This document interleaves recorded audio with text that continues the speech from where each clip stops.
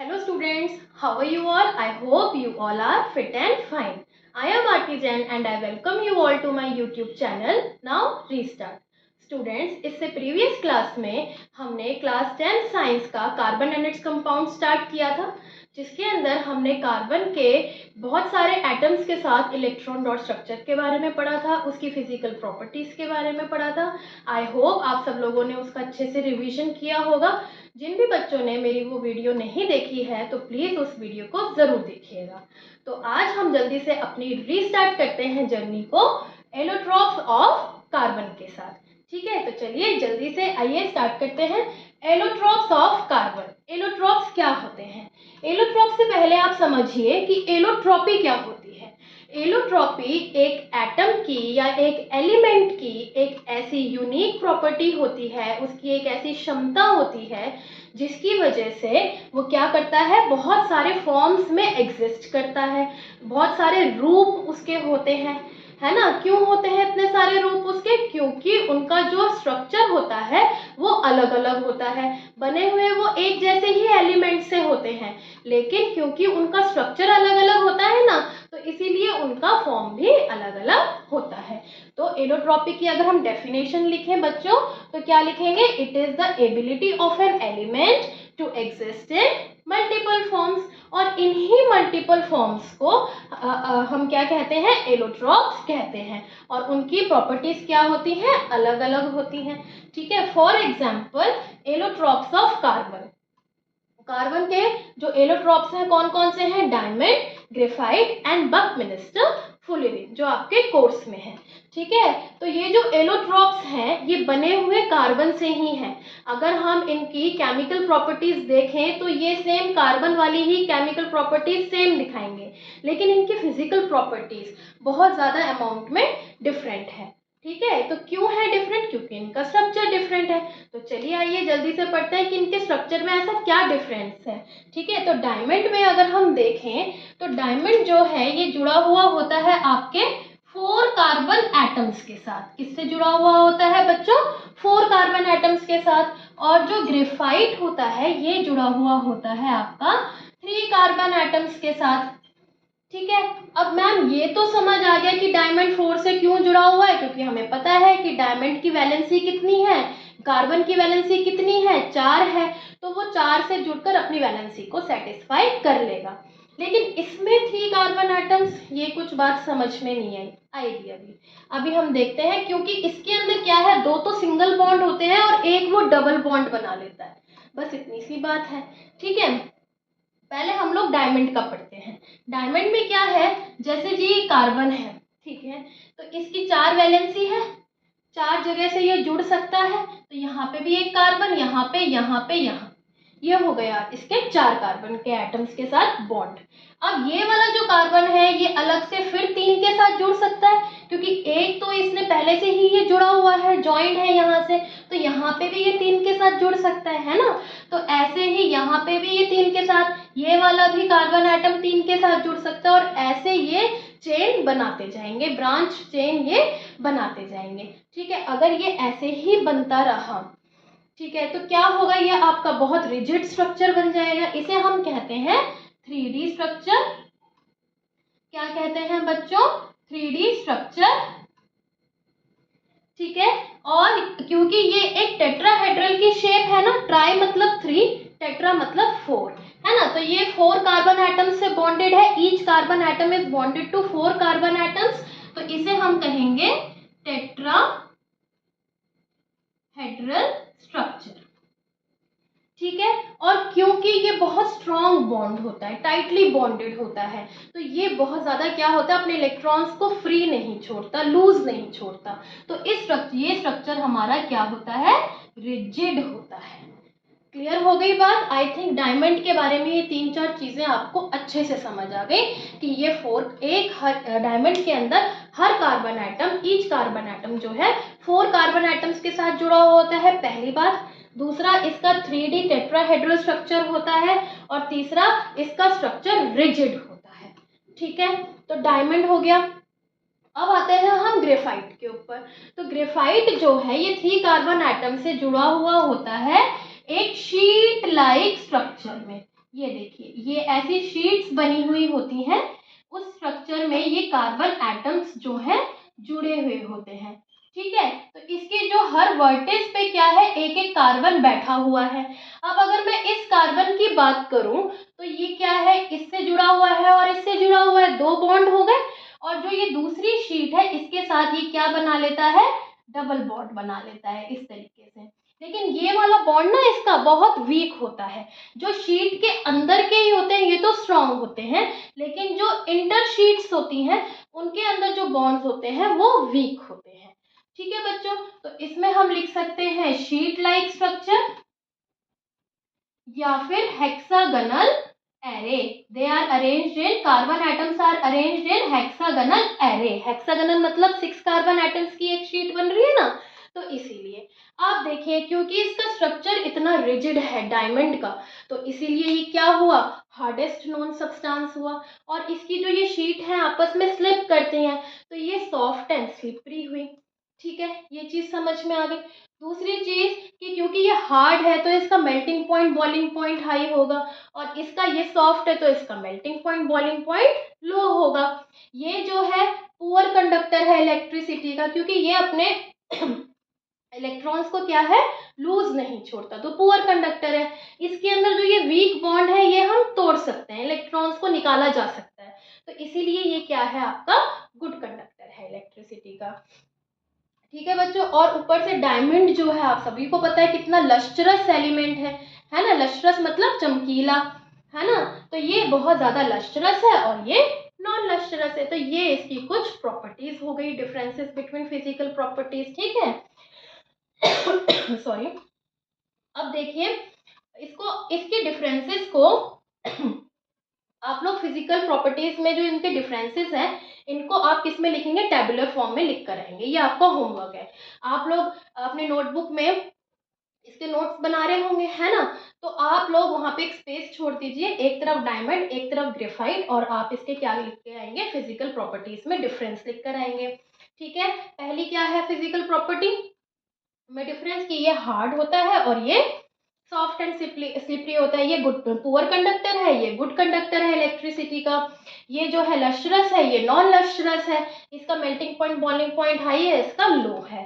ठीक है, और फिर भी अगर पेपर में 5 मार्क्स का आता है, 5 डिफरेंसेस पूछते हैं, तो इसका टेट्राहेड्रल स्ट्रक्चर है, इसका हेक्सागोनल स्ट्रक्चर है। बस इतनी सी बात है। आई होप आपको ये चीज क्लियर हो गई होगी। ठीक है, अब हम आगे बढ़ते हैं बकमिंस्टर फुलरिंग के ऊपर। आपने कभी ग्रेफाइट देखा है आपने, डायमंड तो पता ही है सबको चमकीला होता है, ग्रेफाइट देखा है आपके घरों में, एलो वो ऑल आउट होता है ना, या गुड नाइट की जो रिफिल आती है, मशीन्स आती हैं, उसके अंदर जो ब्लैक कलर का रॉड होता है वो किसका बना हुआ होता है, ग्रेफाइट का बना हुआ होता है। ठीक है बच्चों, अब हम आते हैं बकमिंस्टर फुलरिंग पे। बकमिंस्टर फुलरिंग जो है इसकी जो शेप होती है वो फुटबॉल की तरह होती है। ठीक है, शेप्ड लाइक अ फुटबॉल, शेप्ड लाइक अ फुटबॉल। ये फुटबॉल की शेप का होता है। सबसे पहले ये आइडेंटिफाई हुआ था C60 में। ठीक है, इसका जो डोम लाइक स्ट्रक्चर है वो एक यूएस के आर्किटेक्ट ने डोम बनाया था। ठीक है, उन आर्किटेक्ट का नाम था बकमिंस्टर फुलर।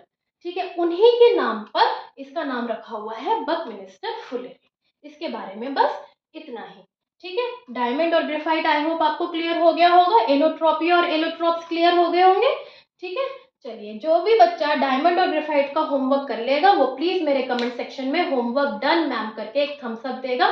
ठीक है, I will check it. Okay, अब आता है हमारा next topic, versatile nature of carbon. लिखिए बच्चों, versatile nature of carbon. Versatile nature of carbon.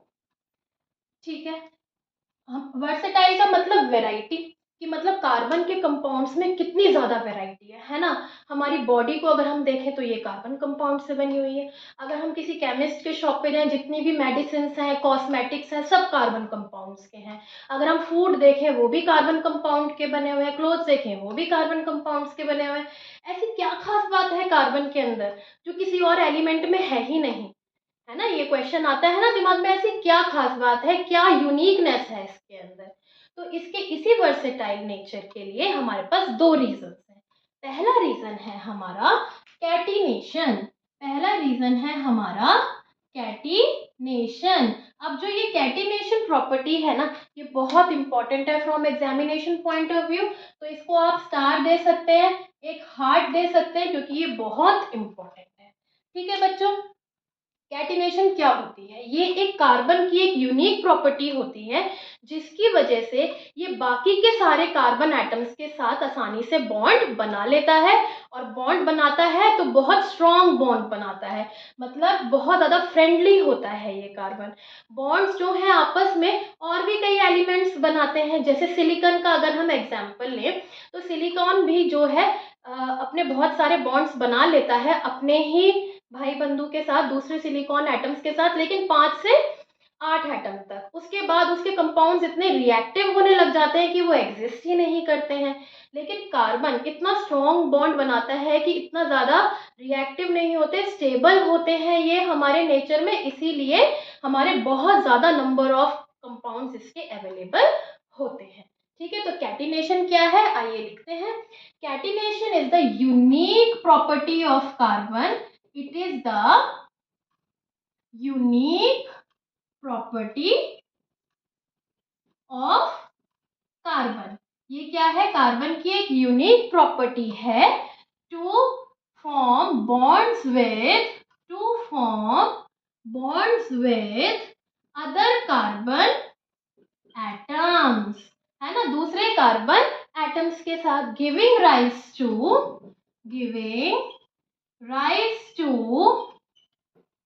large number of molecules, giving rise to large number of molecules। इतनी बात समझ में आ गई? आ गई। ठीक है, कैटिनेशन की इतनी बात मुझे समझ में आ गई है कि ये जो है दूसरे मॉलिक्यूल्स के साथ या फिर बहुत सारे मॉलिक्यूल्स को राइज करता है। कैसे करता है? ये कार्बन एटम्स के साथ खुद ही बॉन्ड होता जाता है। ठीक है, ये बहुत लंबी लंबी चेन्स बना सकता है, लॉन्ग चेन्स बना सकता है, ब्रांच्ड चेन बना सकता है, रिंग्स भी बना सकता है। ठीक है, इतनी बात समझ में आ गई। अब हम आगे बढ़ते हैं कि जो कार्बन है ये दूसरे कार्बन एटम के साथ सिंगल बॉन्ड में भी जुड़ सकता है। ये हमने कल की क्लास में पढ़ा था ना बच्चों। कार्बन जो है दूसरे कार्बन के साथ सिंगल बॉन्ड से जुड़ सकता है, या फिर डबल बॉन्ड से जुड़ सकता है, या फिर ट्रिपल बॉन्ड के साथ भी जुड़ सकता है ना। अगर ये सिंगल बॉन्ड है तो यहाँ पे क्या होगा, हमारे पास 3 जगह खाली है। यहाँ पे और कोई कार्बन एटम या हाइड्रोजन या क्लोरीन या सल्फर या कोई भी अदर एटम जुड़ सकता है। डबल बॉन्ड में 2 जगह खाली होती हैं ईच कार्बन एटम में, ट्रिपल बॉन्ड में एक जगह खाली होती है ना। अब इसको हम लोग कहते हैं, जो ऐसे जो सिंगल बॉन्ड से कार्बन कंपाउंड्स बने हुए होते हैं उन्हें हम क्या कहते हैं बच्चों? उन्हें हम कहते हैं सैचुरेटेड कार्बन कंपाउंड्स। क्या कहते हैं बच्चों? Saturated carbon compounds. ठीक है, और जो हमारे डबल और ट्रिपल बॉन्ड होते हैं उन दोनों को ऑल टुगेदर हम लोग क्या कहते हैं? Unsaturated carbon compounds. क्या कहते हैं बच्चों? Unsaturated carbon compounds. इनकी प्रॉपर्टीज में बहुत ज़्यादा डिफरेंस है, लेकिन वो हम अपने नेक्स्ट सेशन में पढ़ेंगे। ठीक है, तो ये चीज़ आपको समझ में आ गई कैटिनेशन के बारे में, सैचुरेटेड अनसैचुरेटेड समझ में आ गया होगा। आई होप ये आपको अच्छे से क्रिस्टल क्लियर हो गया होगा। अब इसका आता है दूसरा रीजन। ठीक है, दूसरा reason, I am rubbing the board. दूसरा रीजन क्या है? दूसरा रीजन है कि that carbon is tetravalent in nature. Carbon is tetravalent in nature, मतलब carbon can form bonds with other 4 other carbon atoms और एनी अदर एटम। ठीक है, it can make bonds with other carbon atoms or any other atom, है ना। यही बात हुई, है ना, क्योंकि हमने ये पढ़ा था कि कार्बन का जो एटॉमिक नंबर होता है वो होता है 6 और इसकी इलेक्ट्रॉनिक कॉन्फ़िगरेशन हो गई 2 4, तो इसकी वैलेंसी कितनी हो गई 4, तो इसीलिए ये टेट्रावैलेंट हो गया। ठीक है, अब अगर मैं इसका स्ट्रक्चर बनाऊं तो ये कैसे बनेगा, इस तरीके से बनेगा ना। तो अब हम कहेंगे कि मैम ये तो बॉन्ड्स बना रहा है, तो इससे क्या फायदा हुआ वैरायटी में, इससे ये फायदा हुआ कि it can make strong bonds. ये जो बॉन्ड बनाता है ना बहुत स्ट्रॉन्ग बनाता है। ठीक है, मान ली बात कि स्ट्रॉन्ग बॉन्ड्स बनाता है, लेकिन तो इससे क्या मतलब, क्यों स्ट्रॉन्ग बॉन्ड्स क्यों बनाता है ये, है ना, क्वेश्चन में से क्वेश्चन अराइज हो गया, पूछा जा सकता है स्ट्रॉन्ग बॉन्ड्स क्यों। क्योंकि कार्बन देखो, ये मैंने आपको बताया था ना कि इसकी वैलेंसी 4 होती है, 4 इलेक्ट्रॉन्स होते हैं, तो ये क्या है, इसका साइज क्या है, बहुत छोटा है। और छोटे साइज होने की वजह से जो इसका न्यूक्लियस होता है वो इलेक्ट्रॉन्स को टाइटली होल्ड करके रखता है, जिसकी वजह से आपके बॉन्ड्स क्या होते हैं, स्ट्रॉन्ग होते हैं, है ना। इसीलिए कार्बन कंपाउंड्स हमारे स्टेबल होते हैं, और स्टेबलाइजेशन की वजह से ही वैरायटी ऑफ कार्बन कंपाउंड्स आज हमारे पास अवेलेबल है। ठीक है बच्चों, तो हम क्या लिखेंगे, because of its small size, because of its small size the nucleus can hold the electrons tightly, है ना, nucleus can hold the electrons tightly, hence the bond will be stable, hence the bond will be stable, इसीलिए bond क्या होगा, strong और stable होगा। समझ में आ गई बात की नहीं आ गई। आई होप आपको ये वर्सेटाइल नेचर ऑफ कार्बन अच्छे से क्लियर हो गया होगा, दोनों रीजंस अच्छे से क्लियर हो गए होंगे, allotropes, difference between diamond and graphite, ये सब आप लोगों को अच्छे से क्लियर हो गया होगा। फिर भी अगर कोई डाउट आता है तो please let me know in my comment section. ठीक है, मैंने आपको एक होमवर्क दिया था, electron dot structure of carbon dioxide. I hope आप सब लोगों ने उसको अच्छे से करा होगा। कैसे बनता है वो, ये 4 है electrons of carbon outermost shell में, और ये है आपके ऑक्सीजन के, है ना, ये है आपके ऑक्सीजन के। तो ये हो गया इसका इलेक्ट्रॉन डॉट स्ट्रक्चर, ये शेड पेयर ऑफ इलेक्ट्रॉन्स हो गए ना इसके। ठीक है, तो ये हो गया, ये चीज आपको क्लियर हो गई होगी। ठीक है, तो आज के लिए बस इतना ही। आई होप आपके लिए सेशन बहुत हेल्पफुल रहेगा। ठीक है, चलिए तो आज के लिए बस इतना ही। ठीक है, खुश रहिए, स्वस्थ रहिए, मस्त रहिए और पढ़ते रहिए। Bye bye students.